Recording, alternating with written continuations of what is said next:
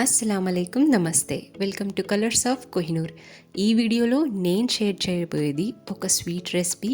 ఈ స్వీట్ లేనిదే మా సైడ్ అయితే ఫంక్షన్స్ ఉండవు, పెళ్ళిళ్ళు ఉండవు, అలాగే పండగలు ఉండవు. ఎలాంటి గ్యాదరింగ్స్కైనా కూడా ఈ స్వీట్ అనేది కంపల్సరీగా ఉండాలి. అదే ఓలిగా. ఈ ఓలిగకు నాకు తెలిసే ఒక 4 పేర్లు ఉన్నాయండి. భక్షాలు, బొబ్బట్లు, అలాగే పోలీలు, ఇంకా ఓలిగలు అని నాకు తెలిసే ఒక 4 పేర్లు అయితే ఉన్నాయి. నార్త్ సైడ్ దీన్ని పూరన్ పోలి అని పిలుస్తారు. ఇంత ఫేవరెట్ అయిన ఈ స్వీట్ని ఎలా తయారు చేసుకోవాలి, పర్ఫెక్ట్ మెజర్మెంట్స్తో సహా ఈ వీడియోలో చూసేయండి. అలాగే మీ సైడ్ దీన్ని ఏమంటారనేది నాకు కామెంట్ చేసి చెప్పండి. నాకు తెలియకపోతే నేను తెలుసుకుంటాను. ఓలిగలు తయారు చేయడానికి ముందుగా మనకు శనగపప్పు కావాలండి. ఇక్కడ నేను 1 కేజీ శనగపప్పును తీసుకుంటున్నాను. ఈ శనగపప్పును బాగా వాటర్తో కడిగేసి కుక్కర్లో వేసుకొని ఇందులోకి తగినన్న వాటర్ని వేసుకొని కుక్కర్కి విజిల్స్ పెట్టేయాలండి. ఇక్కడ 3 నుంచి 4 విజిల్స్ అయితే సరిపోతాయి. వాటర్ అనేది బాగా ఎక్కువగానే వేసుకోండి. ఈ వాటర్తో ఆ తర్వాత మనం చారు పెట్టుకోవచ్చు. ఈ విధంగా ఒక 3 నుంచి 4 విజిల్స్ తర్వాత కుక్కర్ మూత తీసి మనం శనగపప్పును చూస్తే శనగపప్పు అనేది బాగా ఉడికిపోయింది. ఇప్పుడు ఈ శనగపప్పును వాటర్ను వేరు చేసేయాలి. ఈ విధంగా శనగపప్పు అనేది ఉడికిపోవాలండి. ఈ వాటర్తో మనం రసం చేసుకోవచ్చు. ఇప్పుడు ఇందులోకి మనకు కావాల్సినంత బెల్లాన్ని తీసుకోవాలి. ఇక్కడ నేను 750 గ్రామ్స్ ఆఫ్ బెల్లాన్ని తీసుకుంటున్నాను. ఇంకొంచెం మీరు స్వీట్ తినేటట్లయితే ఇంకొద్దిగా వేసుకోవచ్చు. ఈ బెల్లాన్ని బాగా పౌడర్ చేసుకోవాలండి. ఇలాగ పౌడర్ చేసుకున్న తర్వాత ఆ శనగపప్పులోకి వేసేసి స్టవ్ని లో ఫ్లేమ్ మీద పెట్టేసుకొని ఈ శనగపప్పు అలాగే బెల్లం రెండు కలిసిపోయేలాగా, బెల్లం మొత్తం కరిగిపోయేలాగా మనం లో ఫ్లేమ్లో దీన్ని కుక్ చేసుకోవాలి.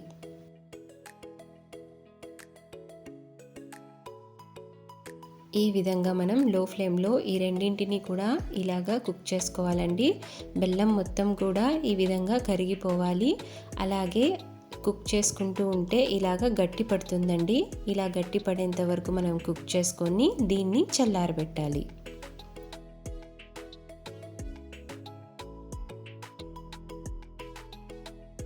ఈ విధంగా చల్లారిపోయిన ఈ మిశ్రమాన్ని మనం రుబ్బుకోవాలండి. ఇక్కడ మేమైతే ఈ విధంగా రుబ్బుకుంటున్నాము. మీరు దీన్ని మిక్సీలో అయినా వేసుకోవచ్చు. ఇలా వేసుకుంటే మంచిగా టేస్ట్ వస్తుందని ఇలాగ రుబ్బుకుంటున్నాము. ఇలా రుబ్బుకొని బాగా పూర్ణంలాగా తయారు చేసుకోవాలి.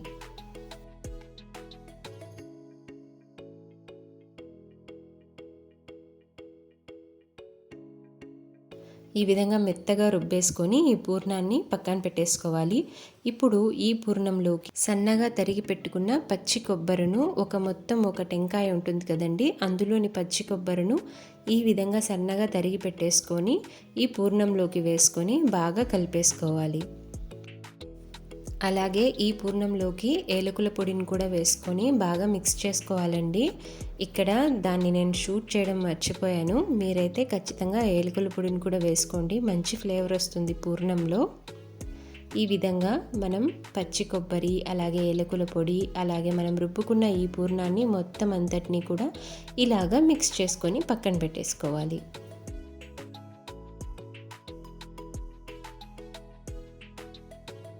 మా సైడ్ అయితే ప్రతి పండగకి, ప్రతి ఫంక్షన్కి, ప్రతి పెళ్ళికి ఈ ఓలిగలు అయితే ఖచ్చితంగా ఉండాలండి. అంత ఫేవరెట్ మాకిది. ఇప్పుడు మనం పిండిని కలుపుకుందాం. ఈ పిండి కోసం ఓలిగ రవ్వ అనేది దొరుకుతుందండి మార్కెట్లో.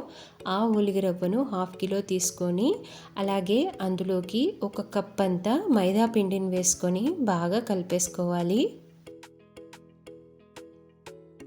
ఈ విధంగా ఓలిగ రవ్వ అలాగే మైదా పిండిని కలిపేసుకోవాలండి. ఇప్పుడు ఇందులోకి 1 చిటికెడు పసుపును వేసుకోవాలి.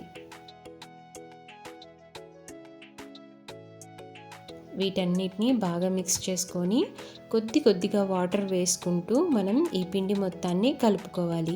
పిండి అనేది గట్టిగా ఉండకూడదండి, జారుగా ఉండాలి. ఎలా ఉండాలి అనేది నేను ఇక్కడ మీకు చూపిస్తాను.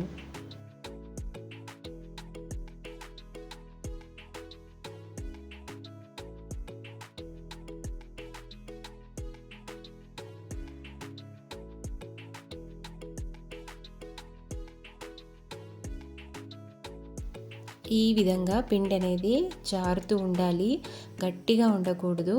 ఇప్పుడు ఇందులోకి మనం కొద్దిగా నూనెను వేసుకుంటూ ఈ పిండిని కలుపుకుంటూ ఉండాలండి. మనం ఎంత నూనె వేస్తున్నా కూడా ఈ పిండి అనేది మొత్తం పీల్చేస్తుంది. ఇక్కడ దాదాపుగా 250 ml ఆఫ్ ఆయిల్ని అయితే వేసుకొని కలుపుకున్నాము. ఈ విధంగా మొత్తం పిండినంతా కూడా కలిపేసుకోవాలి. చూస్తున్నారు కదండి, ఇలా ఉండాలి కన్సిస్టెన్సీ.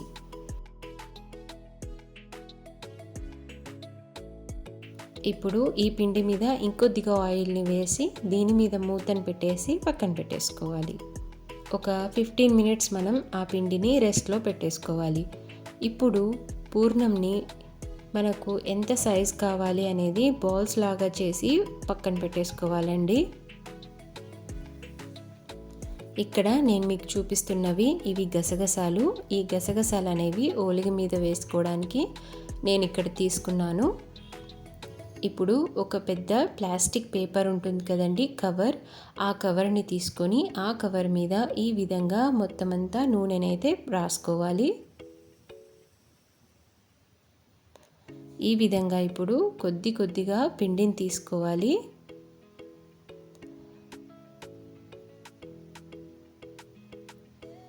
ఇలాగా కొద్దిగా పిండిని తీసుకొని అరచేతిలో కొద్దిగా వెడల్పు చేసుకొని ఒక ముద్ద పూర్ణాన్ని తీసుకొని ఇందులో పెట్టుకొని మనం ఈ పూర్ణాన్ని మొత్తం అంతా పిండితో కవర్ చేసుకోవాలి. ఈ విధంగా ఇలాగా కొద్దిగా కూడా గ్యాప్ లేకుండా మనం పిండితో పూర్ణాన్ని అంతటినీ కూడా కవర్ చేసుకుంటూ రావాలండి.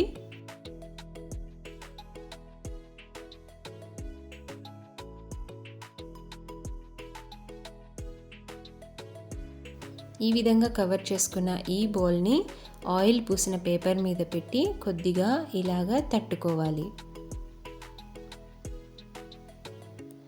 ఈ విధంగా ఒత్తిన తర్వాత దీని మీద ఇంకొక పేపర్ని ఇలాగ వేసుకొని ఆ పేపర్ మీద నుంచి మనకు ఎంత పలుచగా కావాలనుకుంటున్నామో ఓలిగా అంత పలుచగా దీన్ని స్ప్రెడ్ చేసుకుంటూ వెళ్ళాలి. ఈ విధంగా పూర్ణాన్ని మొత్తం అంతా స్ప్రెడ్ చేసుకుంటూ వెళ్ళాలండి పిండి లోపల. ఆయిల్ అనేది మనం పేపర్కు బాగా రాసుకోవాలి, ఎందుకంటే అతుక్కోకుండా ఉంటుంది కాబట్టి.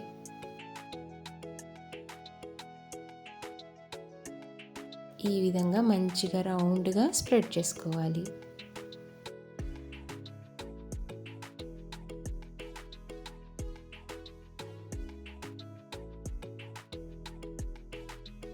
ఇలాగా మనకు కావాల్సిన సైజులో అలాగే కావాల్సినంత పలుచగా మనం దీన్ని స్ప్రెడ్ చేసుకున్న తర్వాత దీని మీద మనం గసగసాలను వేసుకోవాలండి.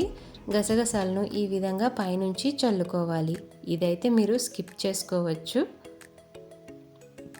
అలాగే స్టవ్ మీద ఒక పెనాన్ని పెట్టేసి పెనం మీద ఆయిల్ని వేసుకొని ఆయిల్ అనేది బాగా వేడైన తర్వాత ఈ ఓలుగను జాగ్రత్తగా పేపర్ నుంచి ఈ విధంగా సపరేట్ చేసి మనం పెనం మీద వేసుకోవాలి.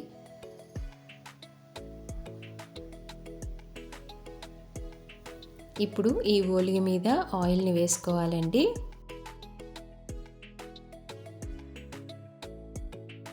ఆయిల్ వేసిన తర్వాత మెల్లగా ఈ విధంగా కాల్చుకుంటూ ఉండాలండి మీడియం ఫ్లేమ్లో పెట్టుకొని. ఆయిల్ అయితే రెండు వైపులా బాగా వేసుకుంటే మనకు ఓలిగ అనేది మంచిగా టేస్ట్గా వస్తుంది. అలాగే రెండు వైపులా కూడా మంచిగా కాలుతుంది. ఇలాగ మనం ఓలిగను ఒక్కొక్కటి జాగ్రత్తగా చేసుకుంటూ ఈ విధంగా కాల్చుకుంటూ పక్కన పెట్టేసుకోవాలండి. వేడిగా ఒకదాని మీద ఒకటైతే వేసుకోకూడదు, ఒకదానికొకటి అతుక్కుపోతాయి. మనకు ఓలిగ కవర్లన్నీ దొరుకుతాయండి. ఆ ఓలిగ కవర్లని కావాలంటే మీరు ఒక ఓలిగ మీద వేసుకొని ఆ కవర్ మీద మళ్ళీ ఇంకొక ఓలిగను వేసుకొని మళ్ళీ దాని మీద కవర్ వేసుకొని మళ్ళీ ఓలిగను వేసుకుంటూ అలా వెళ్ళొచ్చు. లేకపోతే ఒక ఓలిగ పక్కన ఇంకొక ఓలిగను పెట్టేసుకుంటూ చల్లారిన తర్వాత ఒకదాని మీద ఒకటి పెట్టుకుంటూ వెళ్ళాలండి. ఎందుకంటే ఓలిగలు ఒకదానికొకటి అతుక్కుపోతాయి. ఈ విధంగా ఓలిగలన్నీ కూడా మనం జాగ్రత్తగా బాగా కాల్చుకొని పక్కన పెట్టేసుకోవాలి. అంతేనండి. అందరికీ ఎంతో ఫేవరెట్ అయిన ఓలిగల రెసిపీ ఇది.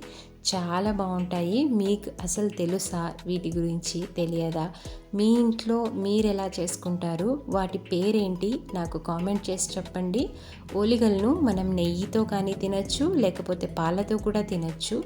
నాకైతే పాలతో తినడం చాలా ఇష్టం. చూస్తున్నారు కదా, సాఫ్ట్గా పలుచగా ఎంత బాగున్నాయో ఓలిగలు.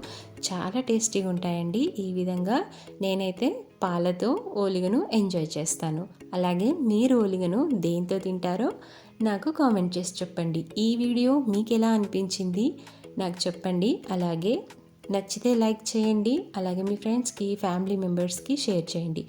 మన ఛానల్లో బోల్డ్ అని రెసిపీస్ ఉన్నాయి, వెళ్ళి చెక్ చేయండి. నచ్చితే నా ఛానల్ని సబ్స్క్రైబ్ చేసుకోవడం అస్సలు మర్చిపోవద్దండి.